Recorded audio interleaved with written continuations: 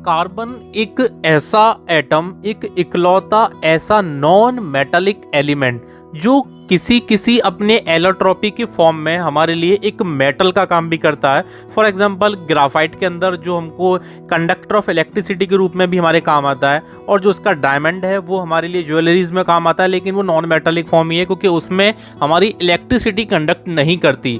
लेकिन इसकी जो मोस्ट इंपॉर्टेंट, जो सबसे ज़्यादा खास प्रॉपर्टी है, इसके बारे में ऑलरेडी पहले पढ़ चुके हैं, हमारे प्रीवियस पॉडकास्ट के बारे में बताया है आपको हमने कि इसके अंदर सेल्फ लिंकिंग की कैटिनेशन की प्रॉपर्टी है, जिसके थ्रू ये अपने अदर कार्बन एटम के साथ बहुत लॉन्ग चेन बना लेता है, और जिसके थ्रू वो हमारे लिए कई सारे ऐसे मोस्ट इंपॉर्टेंट कंपाउंड्स बनाता है जो हमारी डेली लाइफ में यूज होते हैं। लेकिन अब इसकी जो कार्बन की वैलेंसी है 4, उसको हमने हमेशा ही हाइड्रोजन के साथ में लिंक किया। तो वहां पर हम इसको पढ़ चुके थे कि हमारे ऐसे कार्बन कंपाउंड्स जो हाइड्रोजन के साथ मिलकर बनते हैं, हम उनको हाइड्रोकार्बन बोलते हैं। लेकिन क्या कभी सोचा है कि क्या जितने भी कार्बन के कंपाउंड्स हैं वो सिर्फ और सिर्फ हाइड्रोकार्बन ही होंगे? क्या उनके साथ में जितनी भी कार्बन की वैलेंसी है, क्या सभी कंपाउंड्स में हाइड्रोजन ही अटैच होगा? तो ऐसा बिल्कुल भी नहीं है। हमारी डेली लाइफ में ऐसे न जाने कितने सारे कंपाउंड्स हैं जिनके अंदर हम कार्बन के जितने भी कंपाउंड हैं उनमें हाइड्रोजन को लिंक करने के अलावा उनके साथ में अदर एलिमेंट्स भी लिंक करते हैं। फॉर एग्जांपल हमारा ऑक्सीजन हो गया, क्लोरीन हो गया, या हमारे दोनों कंबाइन होकर ऑक्सीजन हाइड्रोजन हो गए, या फिर क्लोरीन हो गए, फ्लोरीन हो गए। कई सारे एलिमेंट्स हैं जिनको हम अटैच करते हैं कार्बन की वैलेंसी में हाइड्रोजन को रिप्लेस करके, या फिर कंप्लीटली हमने अगर हाइड्रोजन सारी वैलेंसीज में अटैच किया तो उन सारे के सारे हाइड्रोजन को भी रिप्लेस करके कई सारे न्यू कार्बन के कंपाउंड्स बनाते हैं। तो आखिरकार इन सबको क्या बोलते हैं, क्या ये सारी चीजें हैं, थोड़ा सा इसको जानते हैं। तो hello everyone, my name is Suraj Sangania, the founder of SRJ group, and welcome to our science channel SRJ science hub. तो ये जो जितनी भी हमारी चीजें हैं, कौन सी चीजें? हमारे ऐसे कंपाउंड जो कि हमारे कार्बन के कंपाउंड हैं, और उनमें भी वो कंपाउंड जो कि हमारे हाइड्रोकार्बन कंपाउंड हैं। अब हाइड्रोकार्बन कंपाउंड क्या होते हैं, हम ऑलरेडी अपने प्रीवियस पॉडकास्ट में डिस्कस कर चुके हैं। ऐसे कंपाउंड जिसमें हमारे कार्बन के साथ में हाइड्रोजन अटैच होकर के कंपाउंड बनाता है, वो सारे कंपाउंड हमारे हाइड्रोकार्बन कंपाउंड्स बोले जाते हैं। ठीक है, उनके टाइप्स भी हम डिस्कस कर चुके हैं प्रीवियस पॉडकास्ट के अंदर। तो अब हम यहाँ पर जान रहे हैं कि हमारे ऐसे हाइड्रोकार्बन कंपाउंड जिनके अंदर हाइड्रोजन के साथ में हमारे अदर ग्रुप भी अटैच होते हैं। ग्रुप्स का मतलब ये है कि उसमें हमारा हाइड्रोजन के अलावा कोई और भी एलिमेंट, कोई और भी नॉन मेटल एटम या मेटालिक एटम, या आपका कोई भी एलिमेंट या कोई भी एटम हाइड्रोजन के साथ में या हाइड्रोजन के अलावा भी कार्बन के साथ अटैच होकर कार्बन का कंपाउंड बनाता है। तो ऐसे हमारे जितने भी ग्रुप हैं वो सारे के सारे फंक्शनल ग्रुप बोले जाते हैं। तो ये जो हमारे फंक्शनल ग्रुप हैं वो क्या होते हैं कि the group other than hydrogen part. ठीक है, आपके जो भी कार्बन कंपाउंड हैं उनकी जो वैलेंसी है, जिसको हम हाइड्रोजन के साथ फिल करके हाइड्रोकार्बन कंपाउंड बना रहे हैं, तो अगर उन हाइड्रोजन में से किसी भी एक हाइड्रोजन को हमने अगर रिप्लेस किया या एक से ज्यादा हाइड्रोजन को रिप्लेस किया, वहां पर हमने कुछ अदर एटम को यूज करके उस वैलेंसी को फिल किया, और वो एटम भी हमारे इस तरीके के अरेंज हैं कि वो अपने आप में ही एक कोई ना कोई ग्रुप क्रिएट कर रहे हैं। तो ऐसे हमारे जो ग्रुप हैं वो फंक्शनल ग्रुप कहे जाते हैं। ठीक है, the compound having similar functional group so similar chemical behaviour. ठीक है, तो ये जो हमारे फंक्शनल ग्रुप हैं वो सारे के सारे कार्बन के साथ में जो हाइड्रोजन अटैच है उसके साथ ही ये आपके लगते हैं कार्बन के कंपाउंड्स के अंदर। तो ये हमारे कई सारे ग्रुप्स हैं, उनमें से जो हमारे मोस्ट इंपॉर्टेंट ग्रुप हैं हम उनके बारे में थोड़ा सा आपको बताते हैं। फॉर एग्जाम्पल जैसे कि हमारा हेलोजन ग्रुप हो गया। हेलोजन के बारे में आपको थोड़ा सा पहले भी हमने शायद डिस्कस किया है, अगर आपको याद हो तो, कि जो हमारे पीरियोडिक टेबल है, जो हमारा अभी नेक्स्ट चैप्टर है, चैप्टर नंबर 5 है केमिस्ट्री का, 10th क्लास की जो साइंस का चैप्टर नंबर 5 है जो केमिस्ट्री में इंक्लूड होता है, उसका पूरा सेपरेट नेम है, ये अपना कंप्लीट एक यूनिट है पीरियोडिक टेबल के नेम से, जिसमें सारे एलिमेंट का डिस्कशन दिया जाएगा। तो उसमें जो हमारे ग्रुप्स होते हैं टोटल, वो ग्रुप हमारे कितने होते हैं? वो ग्रुप हमारे 18 होते हैं, और हमारे पीरियड्स होते हैं वो हमारे 7 होते हैं। ठीक है, तो उसमें जो हमारा ग्रुप नंबर 17 है उसमें जितनी भी हमारे एलिमेंट्स आते हैं वो सारे के सारे हमारे हैलोजन एलिमेंट्स के अंदर इंक्लूड होते हैं। ठीक है, तो ये जो हमारे एलिमेंट्स होते हैं ये हमारे मोस्टली हाईली इलेक्ट्रोनेगेटिव एलिमेंट होते हैं। फॉर एग्जांपल क्लोरीन हो गया, ब्रोमीन हो गया, आयोडीन हो गया।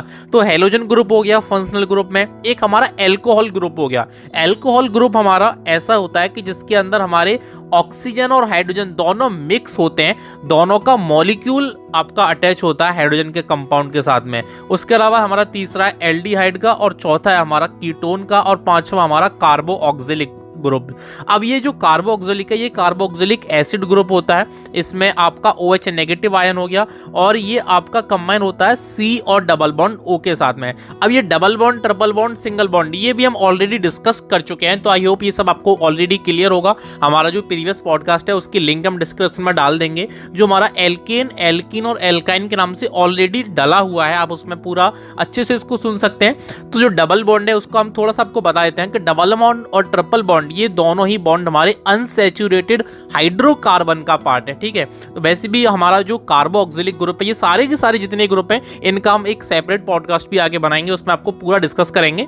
तो ये जो हमारे फंक्शनल ग्रुप हैं वो क्या होते हैं कि जो हमारे हाइड्रोकार्बन कंपाउंड्स होते हैं कार्बन के, उन्हीं के साथ में इनको अटैच करने पर हमारा पूरा का पूरा कार्बन कंपाउंड चेंज हो जाता है। उसकी सारी कार्बन की कंपाउंड्स की प्रॉपर्टीज चेंज हो जाती हैं, और वो हमारे आगे लाइफ में, हमारे डेली यूजेस में भी और इंडस्ट्रियल पर्पस में भी, डिफरेंट कंपाउंड बनाने में भी इनके बहुत सारे यूजेस हैं। ठीक है, तो अब ये यहाँ पे हमारे जो मोस्ट इंपोर्टेंट थे वो हमारे 5 ग्रुप थे फंक्शनल ग्रुप, आपके हैलोजन और एल्कोहल, एल्डिहाइड, कीटोन और कार्बो ऑक्सिलिक ग्रुप। अब हैलोजन में क्या होता है, आपके क्लोरीन, ब्रोमीन, आयोडीन, ऐसे आपके एस्टाटाइन, ये सारे के सारे एलिमेंट्स अटैच होते हैं हाइड्रोकार्बन कंपाउंड्स के साथ में।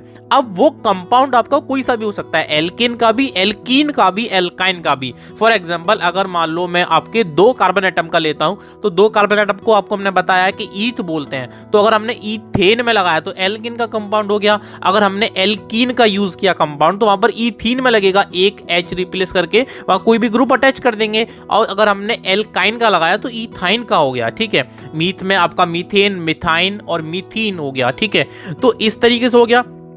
तो यहाँ पे क्या होता है, अब आपको एक यहाँ पर मिस्टेक ढूंढने जो आपको हमने बताया पहले मीथेन का। ठीक है, अब मीथीन और मिथाइन, तो इसको याद रखिए, इसको हमने आपको इसीलिए बोला ताकि आपको डेनेट हो, आपको रिमाइंड हो कि मिस्टेक क्या है, क्योंकि जो मिथाइन और जो मिथीन है वो आपका बन ही नहीं सकता। मिथाइल तो बन सकता है क्योंकि जो आपका मिथाइल है वो एल्काइल ग्रुप हो गया, और एल्काइल ग्रुप सारे के सारे एल्केन में से आते हैं। ठीक है, तो ये हमारे लिए, आपके लिए, हम दोनों के लिए एक अच्छा पॉइंट है, हमको याद रखना है कि मीथ का मतलब सिंगल कार्बन एटम। ठीक है, जब बात आती है एल्कीन की, एल्काइन की, तो यहाँ पर double bond, triple bond use हो रहे हैं, और ये दोनों पार्ट अनसैचुरेटेड हाइड्रोकार्बन के हैं। तो यहाँ पर हमारा जो मीथ है जो कि सिंगल कार्बन एटम है, तो डबल बॉन्ड और ट्रिपल बॉन्ड वहां पर बनेगा ही नहीं। तो यहाँ पर हमारा सिंगल कार्बन एटम जो कि हमारा मीथ हो गया, वहां पर केवल मीथेन या फिर मिथाइल ही बनेगा। मीथीन या मिथाइन कभी भी बन ही नहीं सकता, तो इसको हमेशा याद रखिएगा।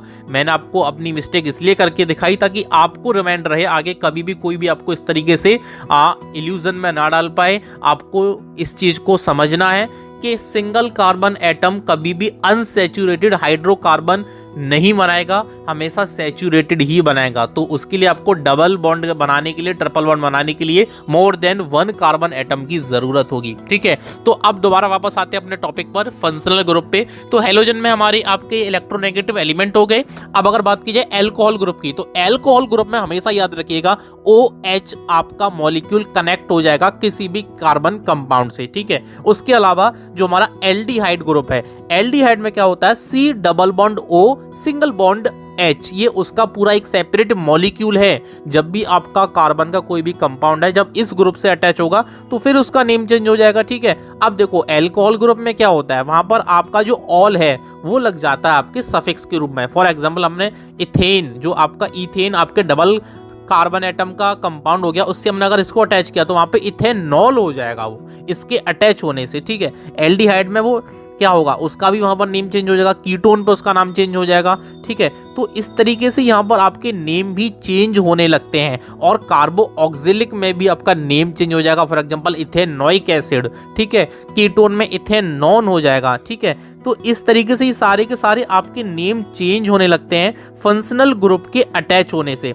अब ये जो इनकी नेमिंग है, ये हमने जो आपको सारे कार्बन एटम्स की भी जो नेमिंग बताई थी कि मीथ है सिंगल कार्बन एटम के लिए, 2 कार्बन एटम के लिए आपका ईथ है, 3 के लिए प्रोप है, ये सारी की सारी चीजें IUPAC के अंदर आती हैं। इसको भी हम सेपरेट आपको बताएंगे, तो इसमें ये सारा का सारा आपको पता चलेगा कि इसका क्या रीजन है। और जो एल्डिहाइड ग्रुप का नेम है उसको बता दें, उसका AL मतलब एल लगता है, मतलब मिथेनल हो जाएगा, इथेनल हो जाएगा, इथेनॉल एल्कोहल ग्रुप में आता है। कीटोन में इथेनॉन मतलब ONE सफिक्स में आता है।